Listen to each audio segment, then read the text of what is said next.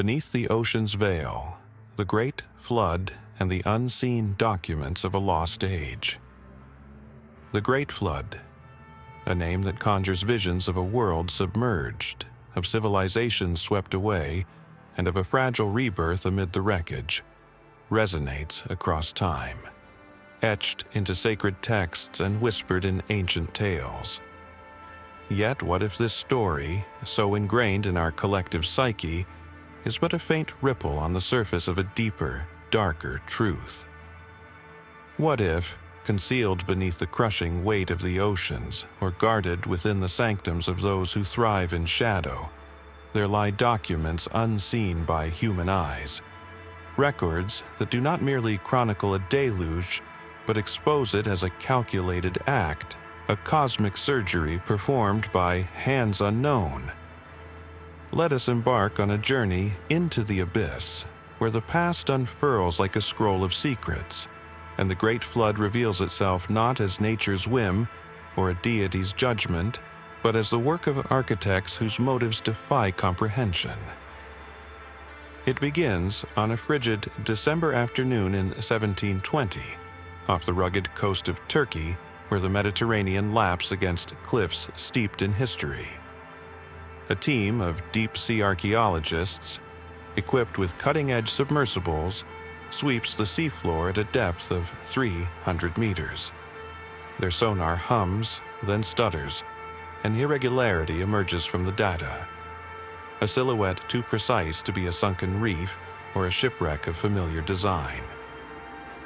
As their lights pierce the gloom, a vessel comes into view, a hulking, streamlined craft, its hull shimmering with a faint, unearthly green.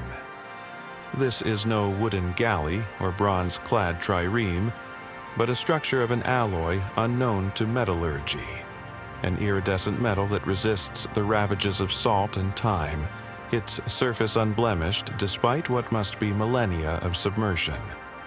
The ship stretches nearly 100 meters, its contours sleek yet alien, with angular protrusions and curved panels suggesting a purpose beyond mere transport. Its bow is adorned with a lattice of metallic tendrils, like the roots of some mechanical tree, while its stern tapers into a series of concentric rings that defy hydrodynamic logic. The team, awestruck, breaches the hull and enters a cavernous hold. There, nestled among crystalline fragments and strange, petrified residues, they uncover a cache of artifacts. 50 copper cylinders, each sealed with precision and containing parchment scrolls coated in a translucent, resin-like film that has shielded them from decay. These scrolls are no ordinary relics. Unlike the cuneiform tablets of Babylon or the papyrus of Egypt, their script is the enigma, a fusion of wedge-shaped incisions, spiraling geometric forms, and clusters of dots resembling celestial charts. Some characters evoke the sharpness of Sumerian writing, others the elegance of mathematical equations, and yet others seem to map constellations lost to modern skies. Initial analyses falter. Linguists propose they predate all known alphabets, while cryptographers argue their intricacy suggests a civilization of unparalleled sophistication. Carbon dating of the resin yields a staggering range, 12,000 to 15,000 years old, placing them at the twilight of the last ice age, a time when humanity supposedly wielded only stone and fire. But this revelation never reaches the public. As the team prepares to surface, a fleet of unmarked vessels, sleek, black, and silent, descends upon the site. Figures in matte uniforms, their faces obscured, confiscate the cylinders and the ship's fragments. The archaeologists are sworn to secrecy under threats veiled as promises, and the discovery vanishes into the custody of an entity with no name, no emblem. An organization whispered about in conspiracy circles as the custodians of the veil. In hidden facilities, shielded from prying eyes, the scrolls are unraveled, and their contents begin to rewrite the story of the Great Flood. Months of painstaking decryption pass in the custodian's subterranean layers, where scholars and machines labor in unison. The scrolls, when pieced together, do not recount a flood born of divine fury or natural chaos. Instead, they describe the deluge as a meticulously engineered event, orchestrated by beings the texts call the Shapers of the Void, a title that echoes through the pages like a mantra of dread. The writings speak of towers of iron rising from the deep, stars summoned from the firmament to shatter the frozen veils, and a design to cleanse and reshape the earth in tides of shadow. One passage, translated with halting precision, reads, "When the land groaned beneath its own excess, we forged the pillars of steel amid the water's heart. The seas were called forth from their slumber, the ice unbound from its ancient thrones, and the chosen were marked to carry the ember of renewal. This was not destruction, but the birth of a new order." The implications are staggering. The pillars of steel suggest monumental constructs, perhaps artificial dams, hydraulic engines, or tectonic manipulators, erected to unleash the ocean's fury. The stars, summoned from the firmament, conjure visions of celestial interference, asteroids or comets diverted from their orbits to strike the planet, melting ice caps in a deluge of fire and water. The chosen imply a selective survival, a curated lineage spared not by luck, but by a deliberate hand. The scrolls are not mere prose. They include diagrams, detailed schematics of towering devices, cylindrical in form, their surfaces bristling with conduits, valves, and crystalline cores. These machines appear designed to channel water or energy, their bases rooted deep into the seafloor, their summits piercing the waves. Accompanying maps, etched with uncanny precision, mark sites across the globe: the eastern Mediterranean near the Bosporus, the Greenland Sea, the Antarctic Shelf, a point in the mid-Atlantic near the Azores, and an outlier in the Pacific's Mariana Trench. These locations, if real, could be the graves of an ancient network, now entombed beneath sediment and silence. Another scroll fragment hints at a timeline. In the third cycle of the shadowed moon, when the ice held dominion, we set the wheels in motion. The waters rose for 7 turnings of the sky, and the land was swallowed in the 8th. This cryptic reference, possibly tied to lunar phases or an unknown calendar, suggests a planned duration, aligning loosely with flood myth's 7-day reigns, yet stretched across a cataclysmic scale. If the scrolls speak truth, they compel us to reinterpret the scars of our planet. Science has long cataloged prehistoric floods: the Black Sea deluge of 5,600 BCE, when Mediterranean waters breached the Bosporus, flooding 150,000 square kilometers in mere months; the Younger Dryas, flooding around 12,000 years ago, when melting glaciers raised seas by over 120 meters. These are framed as natural shifts, the Earth's response to a warming climate. But what if they were orchestrated? Imagine those pillars of steel as ancient installations, their activation fracturing the Bosporus or destabilizing ice shelves with surgical precision. Sonar surveys have long puzzled over underwater anomalies: the Yonaguni Monument off Japan, with its terraced stone blocks; the Bimini Road in the Bahamas, a submerged pathway of squared slabs; the grid-like formations near the Azores, defying geological norms. Dismissed as natural oddities, they take on new meaning as potential relics of the Shaper's handiwork. Ice cores from Greenland and Antarctica bolster the mystery. Around 12,900 years ago, the Younger Dryas period saw a sudden cooling, followed by a rapid thaw 1,200 years later. traces of iridium, nickel, and microscopic diamonds, hallmarks of extraterrestrial impacts, pepper these layers, alongside isotopic spikes suggesting massive freshwater influxes. Science attributes this to a comet fragment striking North America, but the scroll's stars summoned suggest a coordinated barrage, targeting ice fields from Canada to Siberia to Antarctica. Known craters, Corisol in Quebec, Burkle in the Indian Ocean, even the submerged Chesapeake Bay impact, align eerily with the scroll's mapped points, their ages clustering around this pivotal epoch. Oceanic trenches offer further enigmas. The Mariana Trench, deepest of all, has yielded acoustic anomalies, low-frequency hums detected by hydrophones, dismissed as tectonic groans. Could these be echoes of dormant machines, their power sources ticking beneath the crust? The scroll's Pacific marker lies near this abyss, hinting at a control hub lost to the Earth's darkest depths. Who were the shapers of the void? The scrolls paint them in shades of awe and terror.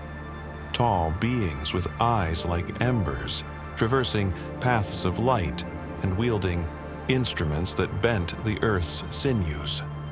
This could be metaphor, an ancient scribe's attempt to describe technology beyond their grasp. Electromagnetic propulsion, fusion reactors, or gravitational lenses.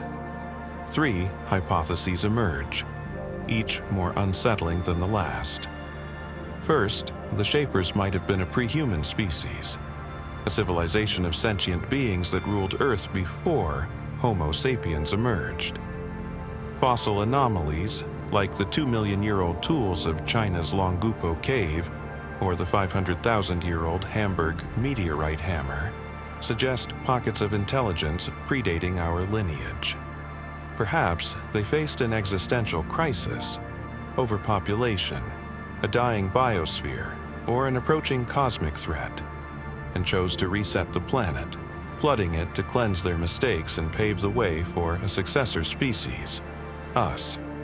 Second, they could have been our own ancestors, a lost human culture that peaked during the Ice Age.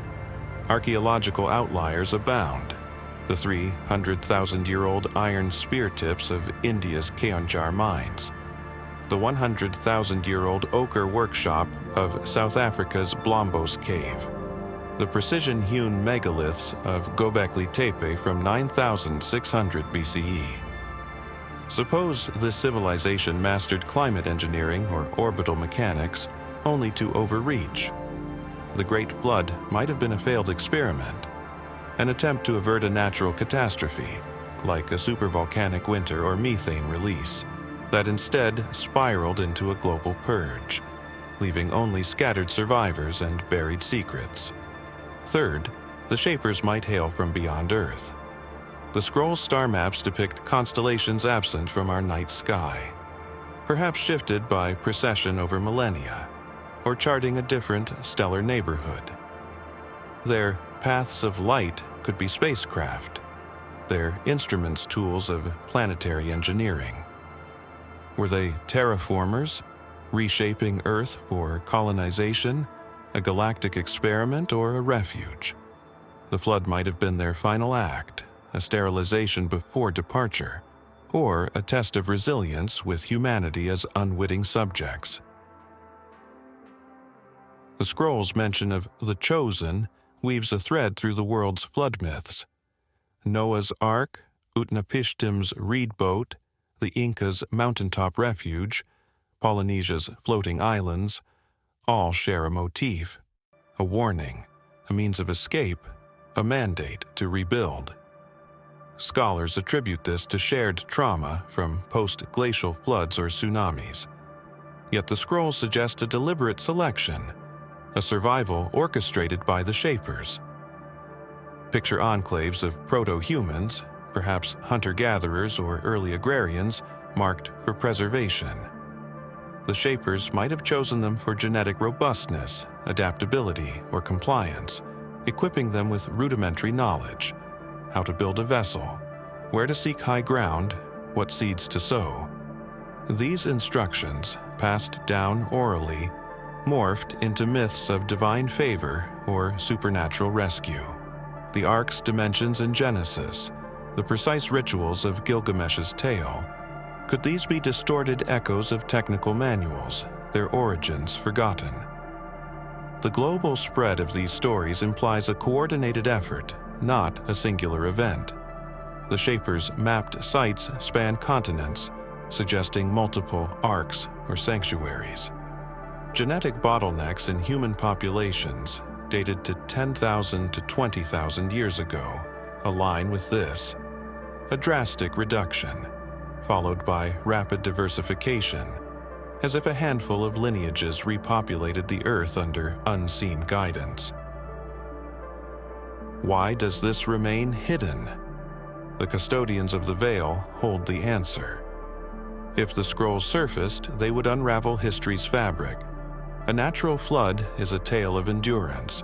A manufactured one questions free will, morality, and our place in the cosmos. Governments would race to excavate the Shapers' relics, risking their power in reckless hands. Imagine a resurrected pillar of steel, weaponized to drown rival nations. Religions would fracture, their miracles recast as alien machinations. Science would scramble to reconcile a past where technology outpaced its present. The custodians might fear more than chaos. The scrolls' second awakening, when the Earth grows heavy once more, hints at a cycle, a return of the Shapers or their legacy. Are their machines still active, humming beneath the waves? Do the Shapers persist, not as dust, but as watchers, their paths of light now cloaked in stealth or orbiting silence? Our own ventures, geoengineering, asteroid deflection, deep-sea drilling, might signal our readiness or our folly to them. Stand on any coast where the sea meets the sky. Beneath that horizon lies more than sunken cities or lost fleets. It cradles a past we've been denied. Iron towers might rust in the depths, their conduits tangled with kelp. Star charts might gleam on submerged slabs, tracing skies we've forgotten. Warnings might linger in the silt, penned by hands that shaped our doom and deliverance. The Great Flood was no accident, no divine tantrum. It was a crucible, forged by minds that saw Earth as a canvas or a cage. These documents, if they exist, rest in the custodian's grip, sealed in vaults where light dares not trespass. Yet the ocean betrays their secrets, each wave a murmur, each tempest a scream from an age when the world was unmade. The truth waits, not in the heavens but in the abyss. Will we seek it, or will we drown in our ignorance, as the Shapers intended? And so, the Great Flood fades into legend, but what if its architects still linger? Beneath the tides, their machines hum faintly, their star maps glow unseen, and their eyes, perhaps, watch us yet. The scrolls are silent, the custodians vigilant, but the ocean's restless murmur begs a question. When the Earth grows heavy again, will we hear their call, or drown in the shadows of a truth too vast to grasp?